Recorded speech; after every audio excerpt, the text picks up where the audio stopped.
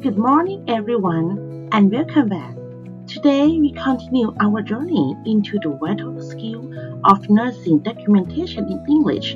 In part 2, we will dive deep into the practice side of written nurses' notes and focusing and on activities and best practice to help you communicate effectively and professionally.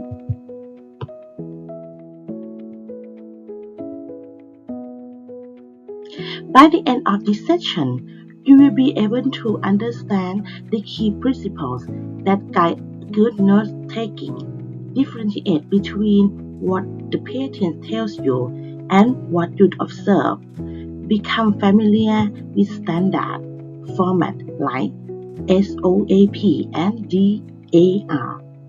Practice written notes, spot common mistakes, and learn the do's and don'ts of using abbreviation. Let's quickly recap why nurses' notes are so crucial. They are the backbone of communication within the healthcare team. They ensure patients receive consistent care across shifts. They serve as a legal record of what happened. They help us improve care quality, and they are essential for billing. Never underestimate their power.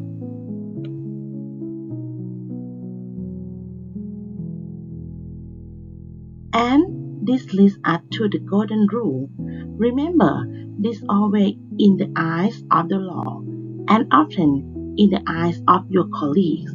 If you didn't read it down, it didn't happen. Accurate and true the documentation protects you, your patient, and your institution. To ensure our notes are high quality, we follow the FACT principle FACT. The first one, be factual. Report that what you observe, not your opinions. The second one, be accurate. Use exact detail. Large amount isn't as good as 300 milliliters. Be complete. Ensure nothing important is missing. And be timely. Document promptly while details are fresh. A key distinction in nursing notes is between subjective and objective data. Subjective is what the patient says, their symptoms, their feelings. We often use quotes. Objective is what we as healthcare professionals see, hear, measure, or feel. The signs. Both are vital for complete picture. Have to combine together. Okay, let's practice. Look at these 7 statements. For each one, decide if it is subjective or objective. Take a minute to write down your answer.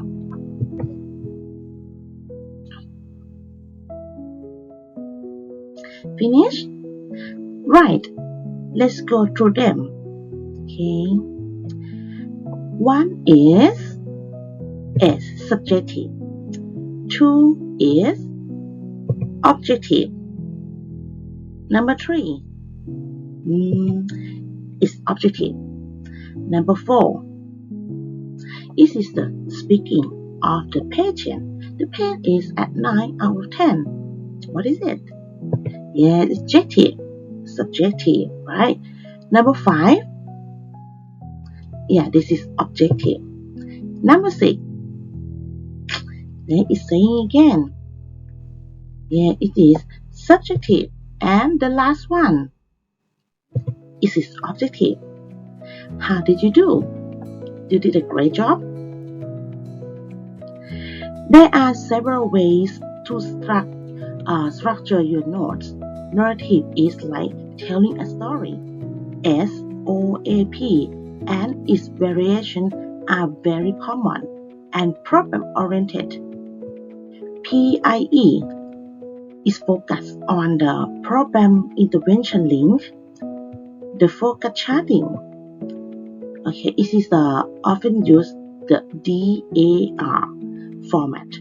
It highlights specific patient concerns or events. Today we will look closely at SOAP and DAR. Let's break down the SOAP. The first one, S, is the patient perspective. O is your objective findings.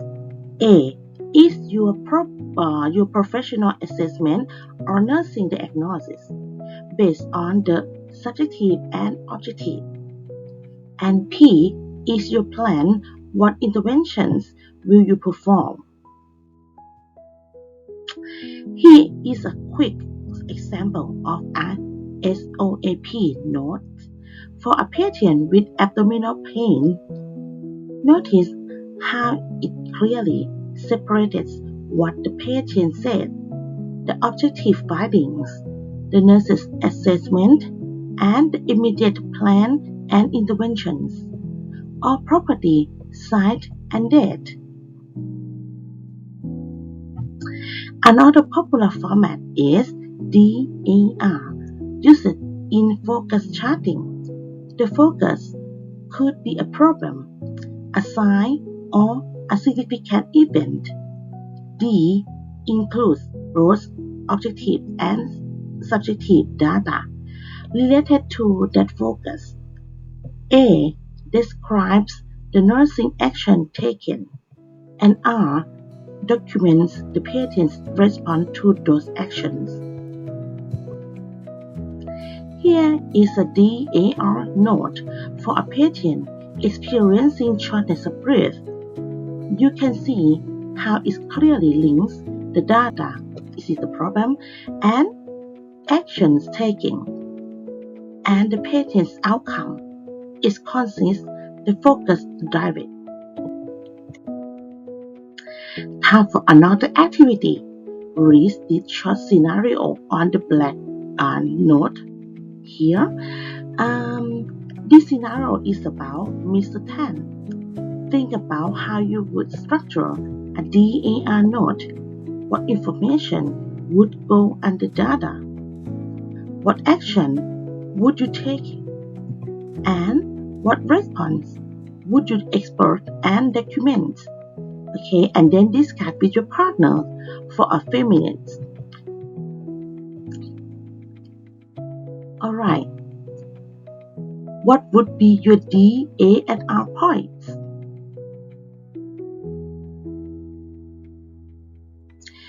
Good D would include his statement, the pain score, and his bruising. A would be administering morphine and maybe repositioning. R could be his pain score after medication and his comfort level. The language you use is critical. We need to be professional and, most importantly, precise. Use standard medical terms. Avoid vague words like a lot or good. Use strong action verbs. Look at this example. Okay? See how much more informative the try version are. See, it's really clearly, and another people can understand what this nerd want to say. Here are some essential do's and don'ts. Always write clearly. Use black ink. Stick on facts. Be concise and cite everything. If you make an error, draw one line through it. Write error and initiate it. Never use whiteout or liquid paper. Leave gap, chart for others. Be vulgar or delay your charting. Abbreviation can save time, but They can also be dangerous. You must use only the abbreviation approved that by your hospital or facility. Many common abbreviations are now banned because they lead to the serious, sometimes fatal errors. The Joint Commission has a do not use. Is it list okay? Know it. And remember, the safest rule when it's doubt, write it out. Let's take your skill. Look at the sample note. See this? It's full of errors. Work with your partner and try to identify at least 5 mistakes. Let's see this paper. Okay, what did you find? Seem depressed? It's an opinion. It's a bit. It's vague. MS, what it is? It is a dangerous aberration because the other people may not know what MS is. 10.0 has drilling 0. BP okay. What is okay? It's vague. There's a big time gap. Ambulated PT lacks detail, and there's no signature. This is a dangerous note. Patient looks tired, probably didn't sleep. Is it a feeling of the note? It's not a real fact, see? Did you should care? We don't know. White House good? No. And see, you have the white cross here. This is the liquid paper to cross over the error. It's not very good. Now it's your turn for a more detailed practice. Read the scenario about Mrs. Somchai. Mrs. Somchai, based on this information, write a concise DAR note in English. Remember the principles FACT of fact, objective, subjective, and precision, and proper format. Take about 10 minutes for this.